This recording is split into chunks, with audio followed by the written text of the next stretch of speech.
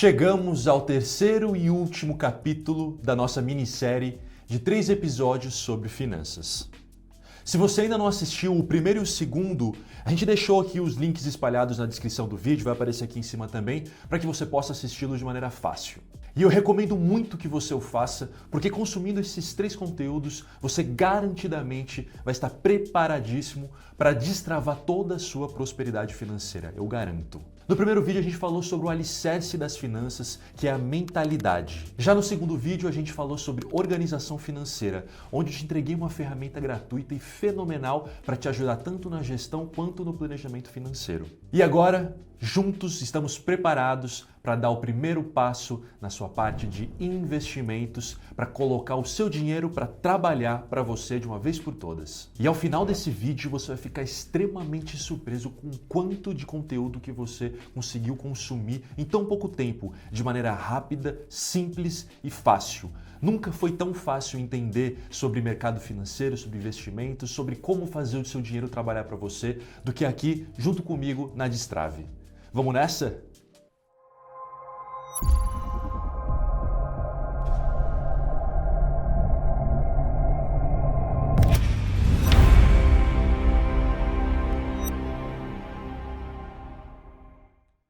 Seja bem-vindo, destravado, seja bem-vinda, destravada.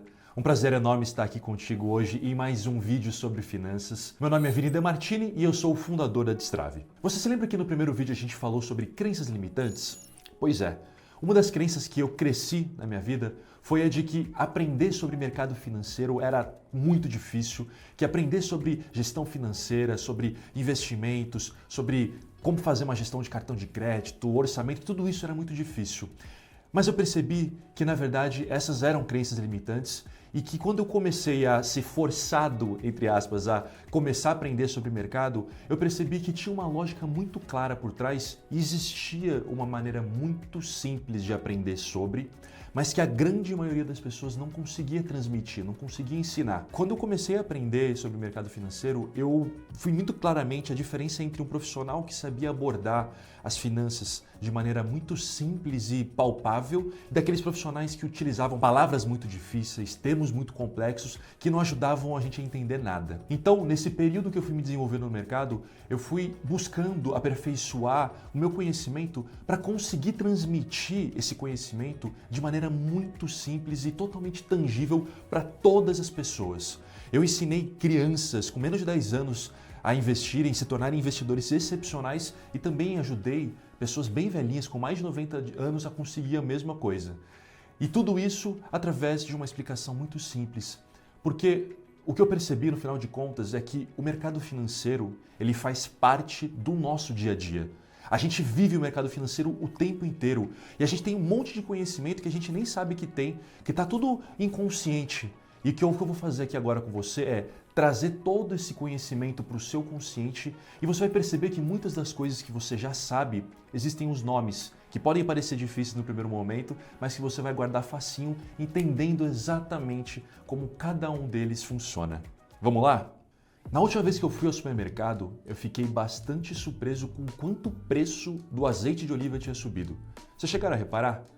Eu costumo comprar mais ou menos umas 2, 3 vidros de uma vez, porque eu uso para cozinhar, uso para temperar salada, entre outras coisas, e geralmente dura ali uns 3, 4 meses cada compra que eu faço.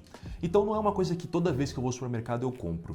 Na penúltima vez que eu fui ao supermercado, que eu comprei o meu estoque de azeite, eu paguei mais ou menos ali uns R$ 25 por vidro. E agora nessa última vez que eu fui comprar o azeite, ele estava mais de R$ 30. Eu fiquei chocado, porque de 25 para 30 a gente está falando de um aumento num período muito curto de tempo de mais de 20% do valor. E eu fiquei super curioso para saber o que tinha feito o preço do azeite disparar tanto. Numa pesquisa rápida, eu entendi que o grande impactante desse aumento de preço é o aumento de temperatura global. Os maiores produtores de azeite do mundo estão na Europa e a Europa vem passando por um momento muito grande de secas que vem interferindo muito na produção de azeite. Então as oliveiras não estão dando azeitonas, as azeitonas não estão sendo utilizadas para fazer azeite e a quantidade de azeite no mercado está ficando escasso, está diminuindo. Imagina que os produtores de azeite eles têm ali as contas para pagar, eles têm os lucros deles esperados E quando eles têm uma produção menor de azeite, mas eles têm uma expectativa de lucro, o que eles fazem? Eles aumentam o preço da venda dos azeites.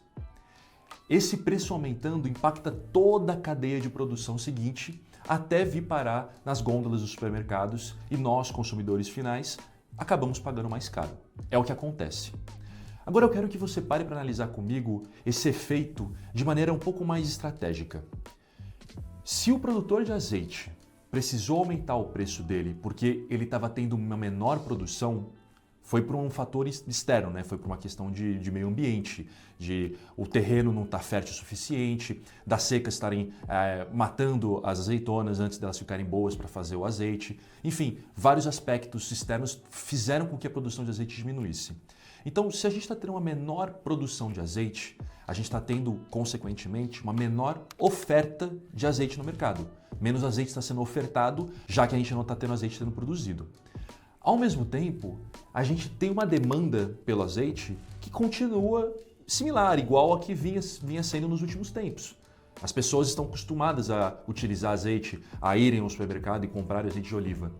A partir do momento que a gente tem uma demanda que se mantém similar, mas uma oferta que diminui de um produto, isso faz com que o preço desse produto suba. Os produtores de azeite precisaram subir os preços para manter os lucros. Isso acontece para todos os produtos.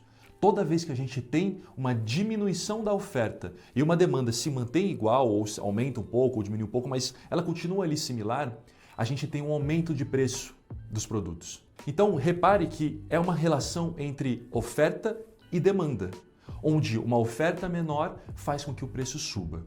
Uma outra maneira do preço dos produtos subir é através da demanda aumentando. Um outro exemplo para você entender bem. Sabe lítio? O lítio, dentre as suas várias aplicações, tem sido muito utilizado para a produção de baterias de carros.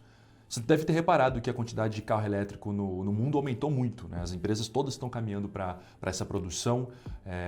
O petróleo é finito, então as empresas têm cada vez mais buscado maneiras alternativas de terem produtos que não estejam vinculados ao petróleo, sem contar com essa parte de sustentabilidade, né? Que as baterias são muito mais sustentáveis do que a queima de combustível fóssil.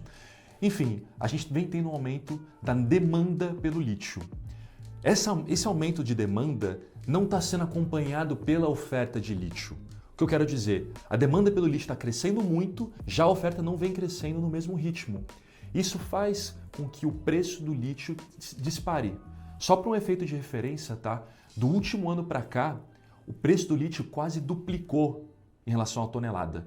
De 25 mil dólares ele chegou a mais de 40 mil dólares a tonelada. Então a gente está falando de um aumento muito grande em um período muito curto de tempo. Repara como esse preço pode aumentar tanto pela demanda pelo produto que sobe, quanto também pela oferta desse produto que diminui. Esse efeito de aumento do preço de um produto recebe o nome de inflação. O oposto disso, ou seja, quando a gente tem uma diminuição do preço de um produto de maneira geral, recebe o nome de deflação. Um exemplo de deflação, por exemplo, se você parar para lembrar das televisões. Se você pega hoje uma televisão de 43 polegadas, LCD, Smart TV, você paga muito mais barato do que você pagava há 5, 10 anos atrás. Hoje você consegue comprar de maneira muito mais fácil, sem contar a parte de parcelamento, enfim, é muito mais fácil adquirir uma TV de qualidade como essa. O que aconteceu foi que dos últimos 5 anos para cá, dos últimos 10 anos para cá, a gente teve uma deflação do preço das televisões, das Smart TVs. Isso aconteceu porque começou a baratear o custo de produção e começou a ter maior concorrência, enfim, tudo isso acarretou numa diminuição do preço. Então a deflação, olha que interessante, ela acontece quando a gente tem o inverso de tudo que a gente falou em relação à inflação. Então, recapitulando aqui, aumento do preço, que é a inflação, é quando a gente tem ou um aumento da demanda ou uma diminuição da oferta. Já a deflação, a gente tem quando a gente tem um aumento da oferta ou uma diminuição da demanda. É exatamente o oposto. E olha que interessante, com essa rápida introdução aqui você já entendeu como funciona a parte de oferta e demanda no mercado e já entendeu o que é inflação e deflação. Essa inflação no Brasil é medida de diversas maneiras, mas o índice que a gente mais utiliza, que você mais vai ver em todos os lugares, é o IPCA. IPCA é o índice de preços do consumidor e o IPCA ele é medido colocando uma lista gigantesca de vários produtos diferentes que ele vai medindo ali o quanto está tendo de aumento ou de diminuição do preço. Aqui está envolvido alimentação, bebida, imóveis, materiais de construção, os bens de consumo, vestuário, artigos para casa, materiais eletrônicos, tudo. O IPCA ele tem uma composição grande de produtos ali dentro e a utilização dele é muito grande. Então é fundamental que você também guarde esse termo IPCA, não se esqueça que é basicamente a inflação do país, ok? Então agora a gente já sabe oferta e demanda, inflação e deflação e você já entende o que é IPCA. Agora vamos voltar alguns poucos anos ali na pandemia. Quando começou a pandemia ali em mais ou menos fevereiro, março de 2020, a gente passou por um momento de muita preocupação, de muito receio, a gente teve um aumento de desemprego muito grande, a gente teve uma grande parcela da população deixando de consumir muitos produtos que estavam habituados a consumir por conta de medo. Então imagina uma família onde o progenitor tenha ficado sem o emprego e que a família estava pensando em comprar, por exemplo, uma televisão nova, trocar de carro ou algo do tipo. Agora, sem emprego, essa família não tem mais como comprar essa televisão nova, esse carro, e precisou guardar dinheiro para as emergências, para comprar alimento, para as necessidades básicas, para as coisas fundamentais, e não para as coisas que são, entre aspas, supérfluas em relação à alimentação, por exemplo. Quando isso começou a acontecer em larga escala, com as pessoas parando de gastar e guardando dinheiro para utilizar no que é mais fundamental, a gente começou a ter uma queda muito grande da inflação. A inflação, lembra que eu comentei que ela acontece muitas vezes por conta do aumento de demanda?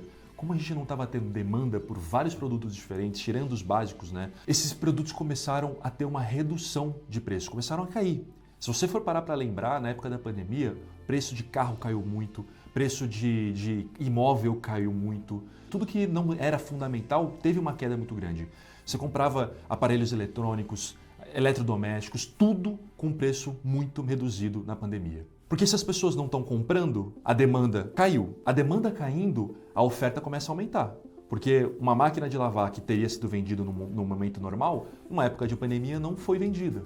Então começou a ter um aumento da oferta, uma diminuição da demanda e o preço dos produtos foi caindo lá embaixo, foram deflacionando. Com essa deflação generalizada, a gente começou a ter um problema aqui no país que a economia parou de rodar. Quando a gente fala sobre a economia precisa rodar, quando você ouve os políticos falando isso, seja quem for falando, o que significa, né, a economia rodar? É o dinheiro passar de mão em mão. Passar do consumidor para a empresa, da empresa para o fornecedor, do outro fornecedor para o outro fornecedor e assim por diante. O dinheiro rodando, fazendo a economia rodar. No momento de pandemia que a gente estava, com tantas incertezas, o dinheiro não estava rodando.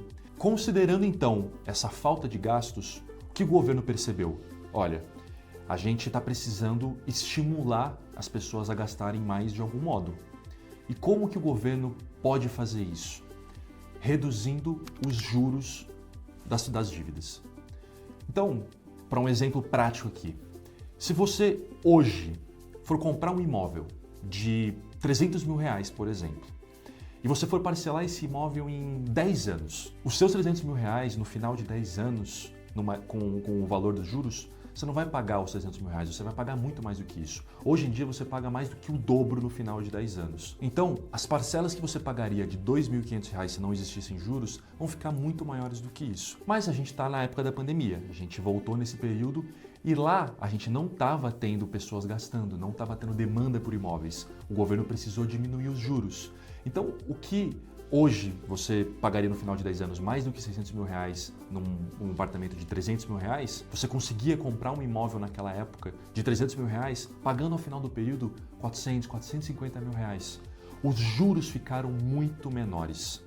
E como que o governo consegue controlar esses juros? Existe uma taxa básica de juros no país, que é o próprio governo que controla. Existem várias maneiras dessa taxa ser trabalhada. E na época da pandemia, o governo decidiu diminuir essas taxas de juros para fazer com que a população gastasse mais, para que os produtos que não estavam sendo comprados, os imóveis, os carros, eletrodomésticos, tudo, começassem a ser comprados, começassem a ficar mais interessantes para as pessoas, que as pessoas tomassem coragem de comprar algo financiando, fazendo um parcelamento, com os juros menores. Essa taxa básica de juros, ela recebe um nome.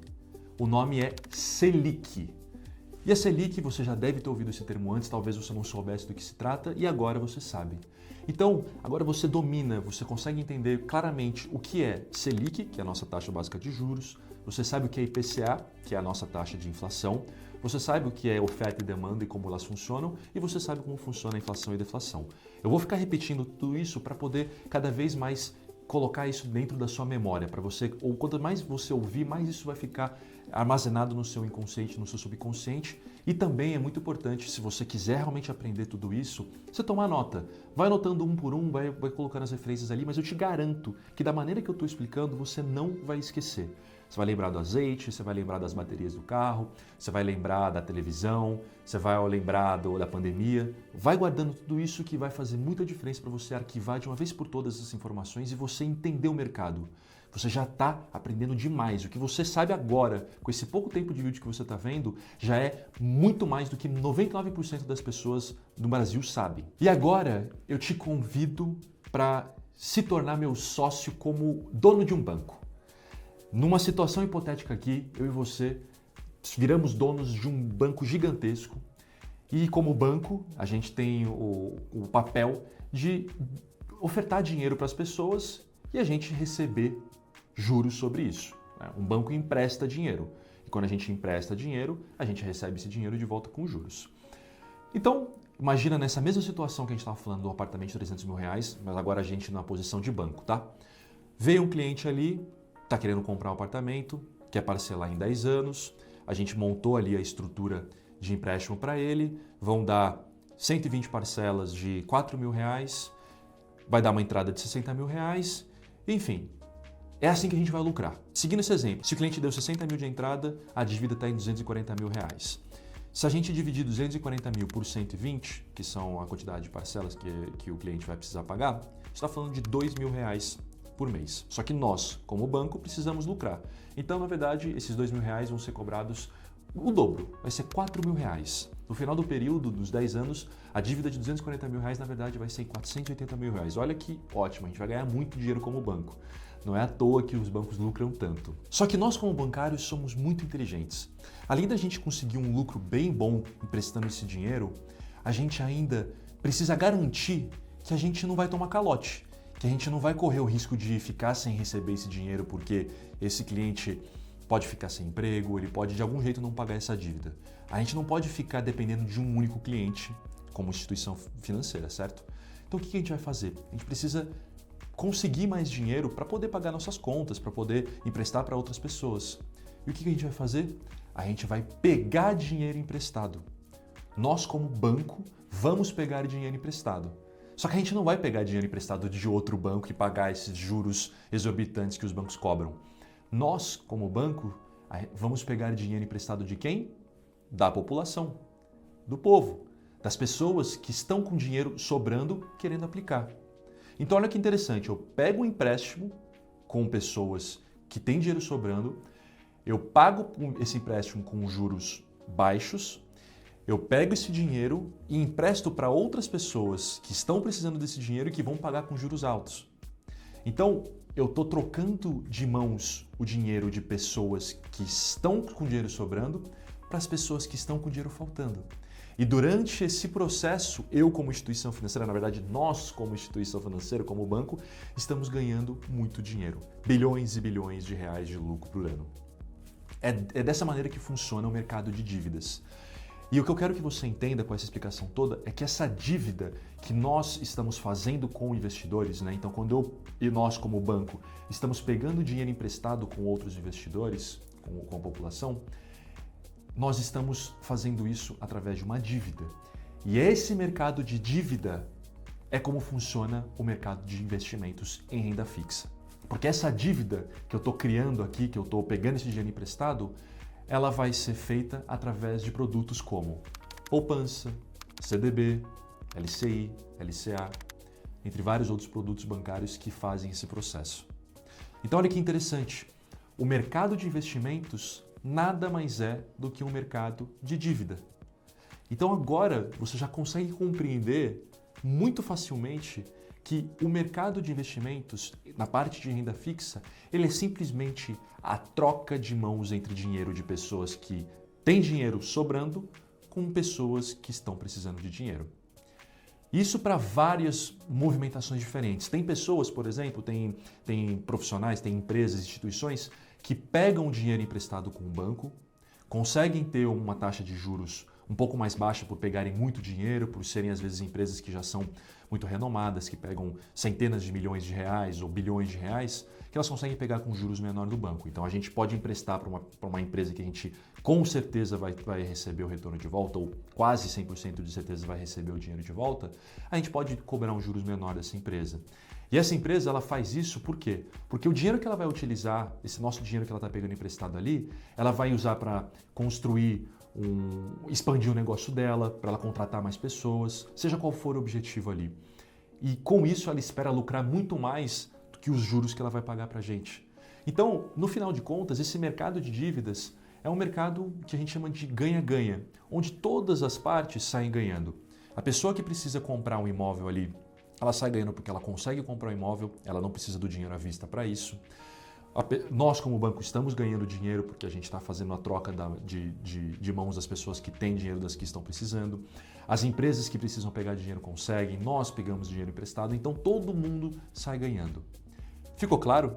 Então olha que legal, agora você já domina como funciona o mercado de investimentos de renda fixa, que é através de dívidas. Você sabe o que é Selic, que é a taxa básica de juros do país. Você sabe o que é IPCA, que é a nossa inflação do país. Você sabe o que é deflação e você entende o conceito de demanda e de oferta. E agora a gente vai caminhar para o final. Mas antes disso, eu tenho um pedido muito especial para fazer para você. Do mesmo jeito que eu estou aqui me dedicando, entregando de corpo e alma um conteúdo muito top para você, eu gostaria muito de te pedir que simplesmente deixasse o seu joinha aqui nesse vídeo. Deixa seu like pra gente. Esse vídeo, com o seu like, vai ganhar escala, vai acessar mais pessoas que podem aprender o mesmo tanto que você está aprendendo, tornar o nosso país um país com mais conhecimento sobre uma coisa tão importante que é essa parte de economia, finanças, investimentos. E além disso, é uma maneira de você me ajudar e ajudar a Destrave a crescer. É a única coisa que a gente pede para você em troca de tudo isso que a gente está oferecendo de conteúdo interessante. E se você gostou do conteúdo, quiser acompanhar mais, gostou da maneira como eu estou explicando aqui para você, saiba que aqui na Destrave a gente aborda todos os pilares da vida, não só de finanças, mas a gente aborda relacionamentos, carreira, autoconhecimento, saúde física e saúde mental, dessa mesma maneira que eu estou fazendo aqui, de maneira super didática, explicando no detalhe, mas de maneira muito simples, para ajudar a destravar todo o potencial da sua vida. Então, se você está gostando desse papo, se inscreve no canal que você vai receber muito conteúdo legal por aqui. Bom, agora você já entendeu como que funciona essa parte de investimentos, que é a parte de dívida. Você precisa entender agora o que é a renda fixa, que tanto é falado, e é muito mais simples do que parece. Renda fixa, ela recebe esse nome simplesmente porque a renda que você vai ter investindo nesse produto, ela tem uma certa previsibilidade. Por isso que ela recebe esse fixa, né? É a parte de renda, de ganho, e fixa por conta dessa previsibilidade. Agora, vamos deixar de lado essa história da gente ser banco, vamos voltar a ser investidor. E nós aqui, como investidores, estamos progredindo muito na nossa vida. A gente já está com o nosso mindset super alinhado, a gente está conseguindo conquistar dinheiro, atrair dinheiro, a gente está conseguindo fazer uma gestão financeira top ali, utilizando a nossa planilha de controle e de planejamento, e a gente está conseguindo guardar 20% do nosso salário todo mês. Olha que legal! Então vamos supor que a gente está guardando ali R$1.000 por mês todos os meses. Aí eu te pergunto, como será que é a melhor maneira da gente guardar esse dinheiro? Será que é melhor deixar debaixo do colchão, deixar na conta corrente, para a gente não correr nenhum risco com esse dinheiro? Qual a melhor estratégia que a gente pode utilizar para guardar esse dinheiro, esses 20% do nosso salário todos os meses? A questão é, se a gente deixa esse dinheiro parado, a gente perde dinheiro. É isso mesmo, a gente perde. Sabe como? Eu vou trazer um exemplo para você aqui que vai ficar muito claro, muito fácil de compreender. Você já parou para analisar o tanto que o preço do combustível, da gasolina, subiu de 20 anos para cá? Hoje, vindo para cá, o posto de gasolina que eu abasteço sempre estava a R$ 5,20 o litro da gasolina. Esse mesmo posto, 20 anos atrás, custava R$ 1,90 o preço da gasolina. Então o preço subiu quase 3 vezes de 20 anos para cá.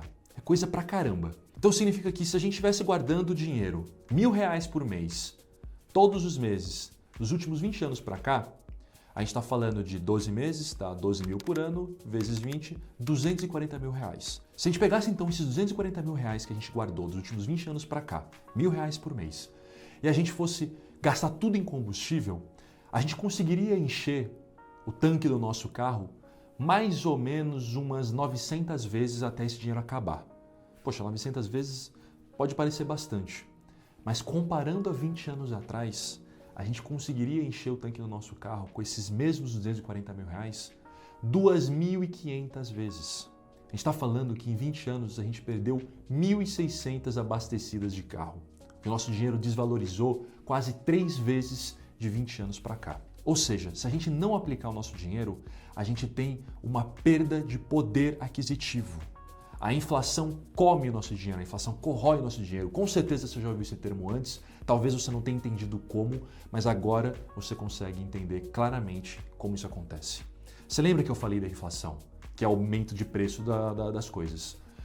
O preço do combustível inflacionou de 20 anos para cá. Estava em 1,90, hoje está em 5,20, já teve até mais de 5,20, mas felizmente teve uma deflacionada nos últimos tempos, depois que a guerra da Rússia e Ucrânia deu uma amenizada. Então a gente está aí nesse preço de 5,20, mas subiu muito, teve essa inflação toda. Já que a gente tem uma inflação subindo, e isso acontece sempre, tá? Se você pegar o índice IPCA dos últimos anos, você vai ver que ele nunca ficou negativo. O índice IPCA, ele sempre sobe todos os anos, e a perspectiva é que continue subindo sempre todos os anos. Com essa inflação subindo, se a gente não investe o nosso dinheiro, a gente perde dinheiro. Então dinheiro parado é perder dinheiro. Por isso que é tão importante você aplicar o seu capital. E o que é que a gente precisa fazer então para começar a investir? O nosso primeiro objetivo nos primeiros investimentos tem que ser montar a nossa reserva de emergência. Os nossos primeiros investimentos sempre são uma reserva para eventuais necessidades. O que define uma reserva de emergência de maneira bem básica? É guardar cerca de 6 meses a 1 ano de gastos em forma de investimento.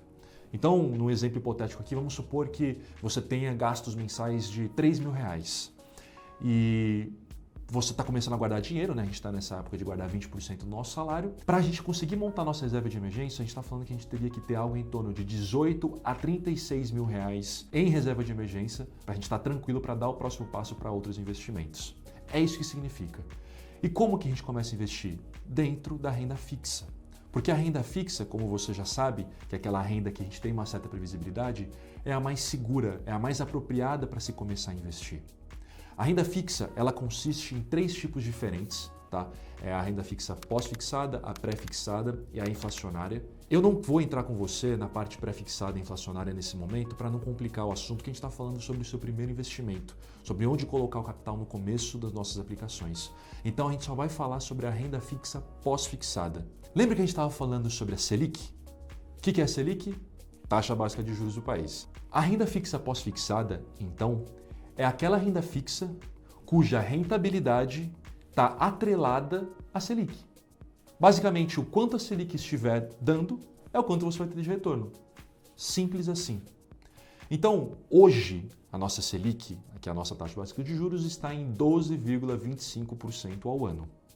Isso significa que, se você investir numa renda fixa pós-fixada de qualidade, você vai ter pelo menos esses 12,25% ao ano. É assim que funciona esse cálculo, é assim que funciona essa informação. Agora, existem rendas fixas pós-fixadas que não são boas, que não rendem o que a Selic rende.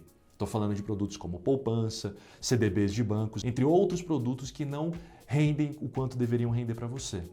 Só que existe um investimento que a gente já vai falar, que para mim é o melhor investimento que existe para você montar a sua reserva de emergência, para você começar a investir, que vai ter o melhor retorno em relação ao risco que você vai correr. A gente já vai falar sobre isso. Só finalizando aqui, então, o conceito de renda fixa pós-fixada, entenda que esse termo pós-fixado nada mais é do que dizer que você está atrelando o seu ganho, você está lastreando o seu ganho a um índice. E esse índice, no caso, é a Selic. Em 99,9% dos casos de investimento que você for fazer em qualquer instituição, qualquer corretora financeira, 99% das vezes é renda fixa pós-fixada relacionada à Selic.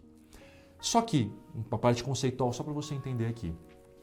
Selic é o nome que é dado quando você vai investir numa dívida, né, não lembra? Num título de dívida, né, um investimento em renda fixa do governo.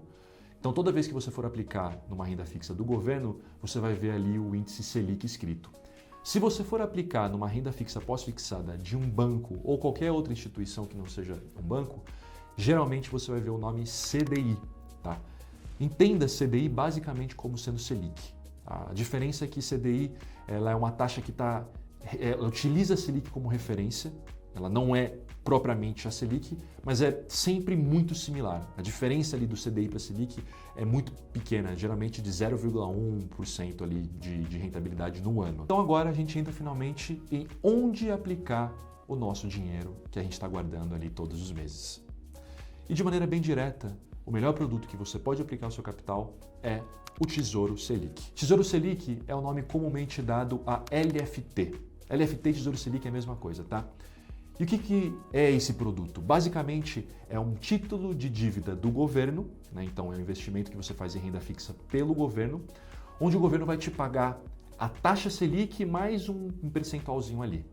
Então é um produto muito bom de aplicar, porque você vai ganhar o quanto a Selic está rendendo e até mais uma taxinha extra ali. E o que significa LFT? LFT significa Letra Financeira do Tesouro, e ela recebe esse nome de Tesouro porque está vinculada ao Tesouro Nacional, que é basicamente o caixa do nosso governo brasileiro. E Tesouro Direto, que você já deve ter ouvido falar também, é o programa do governo para estimular, para oferecer à população os títulos de dívida do governo pela internet. Então, através do Tesouro Direto, você investe em Tesouro Selic, que é LFT, e você passa a ter um retorno, então, do quanto a Selic está dando num ano. A taxa Selic é uma taxa que está sempre sendo alterada no decorrer do tempo. Ela pode subir ou pode descer de acordo com a estratégia que o governo está levando, por conta daquela questão de cenário que eu comentei. Na pandemia caiu bastante, a Selic chegou a 2% ao ano. Já houve um momento em que a Selic passou de 14%. De 1994 para cá, se eu não me engano, teve uma vez só que a Selic bateu mais de 14% e não teve mais. Antes disso, a gente chegou a ter juros exorbitantes, passando de 30%, 40% no ano, tá? Foi momentos de muita crise no país. Não que a gente não esteja vivendo momentos de crise também, mas já foi muito pior, tá? Não estou dando mérito a nenhum governante que tenha governado ou esteja governando, é só uma questão de dados, tá? Estou falando aqui de fatos e informações sobre a história do nosso país. Vale a pena estudar, inclusive.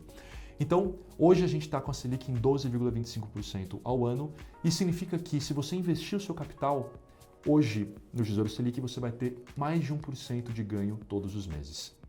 A perspectiva dessa taxa é de cair nos próximos meses e próximos anos. Só para você ter uma ideia, ao final de 2024, ou seja, final do ano que vem, a perspectiva é que a Selic esteja em 9%.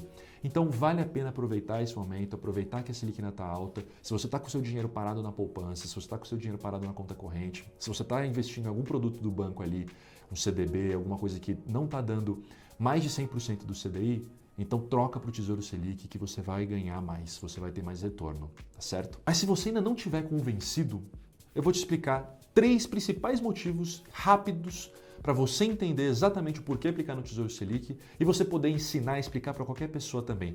Primeiro, quando você está começando a investir, você precisa montar sua reserva de emergência. O Tesouro Selic, por ser um produto que te oferece liquidez, ele vai te permitir resgatar o seu dinheiro a qualquer momento que você precisar. Segundo motivo, o Tesouro Selic é o investimento mais seguro que existe no país, tanto em questão de segurança de quebra do governo, né? A chance do governo quebrar é muito menor do que a chance de qualquer outra instituição quebrar, seja um banco, seja FGC ou seja qualquer outra empresa.